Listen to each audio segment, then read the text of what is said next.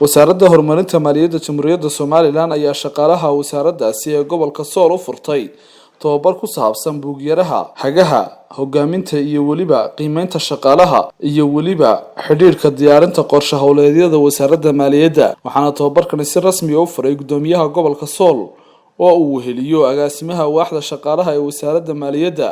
iyadoo inta uu socdo tababarkaasi lagu baran doono casharo kala duwan. Kusimaha maamulaha kastamka ee gobolka Sool Haybe Ismaaciil Xirsi iyo agaasimaha waaxda shaqaalaha ee wasaaradda maaliyadda Maxamed Axmed Weerax iyo mas'uuliyiin ka socotay wasaaradda maaliyadda ayaa ka warbixiyay tababarkan.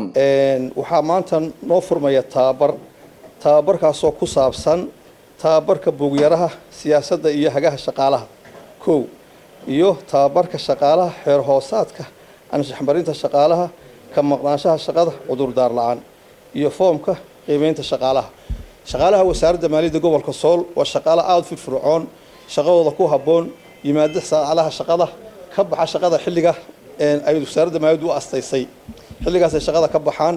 waxaa kaloo hoos yimaada laba degmo gobolka Taleex oo caasimadiisu gobolka Xaysimo oo caasimadiisu tahay Taleex. gudoomiye waxaan maanta u soconaa tababar ku saabsan HR manualka hagaha siyaasadda shaqaalaha iyo tababar ku saabsan xeeroosaadka anshaxa shaqaalaha ka maqnaada shaqada bila cudur daaraan waa maqnaado. waxaa kaloo ku jira foomka qiimeynta shaqaalaha oo hore loogu tababaray runtii shaqaalaha laakiin marka aan ku celinayno hadda laasacaanood marka la eego runtii waxa ka socda iminka dhaqdhaqaaq fara badan oo fiican horumar waa ka socda dhismaheedu aad buu u wanaagsan yahay. gaadiidka meel laga maramare waxaan moodayaa Hargeysa inaan dhex marayo saac gaadiid badan baa jooga shaqaale fiican oo firfircoonna waad haystaan.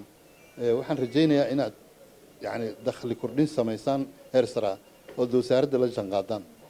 wuxuu leeyahay ujeedooyinka buuggu waa in la sugo ama runtii sida halka idinka cad dhammaan madax qaybeed kasta ama maareeye kasta ama maamul kasta ama madaxweyne kasta hawlwadeennada dhammaan siyaasadaha iyo habraacyada lagu horumarinayo shaqaalaha. gudoomiyaha gobolka Sool Cabdiqani Maxamuud Shiire ayaa shaqaalaha wasaaradda maaliyadda ee gobolka Sool kula dardaarmay inay ka faa'iideystaan inta uu socdo tababarkani. inaan idin furno tababar aad ku qaadanaysaan xeerarka wasaaradda maaliyadda hadday tahay xeerka shaqaalaha iyo xeerka anshaxa iyo xeerarka kale la halmaala inaad halka ku qaadanaysaan tababarka inaad idin furno. muhiimad ma aha in intii meel la isugu tababar la iska qaato laakiin faa'iidooyin badan oo tababarku leeyahay in aragtida shaqaaluhu isbedesho la idinka rabaa.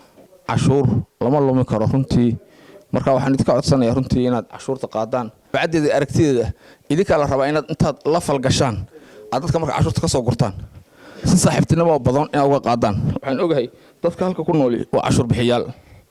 liibaan qaran warbaahinta qaranka Soomaaliland. Laasacaanood.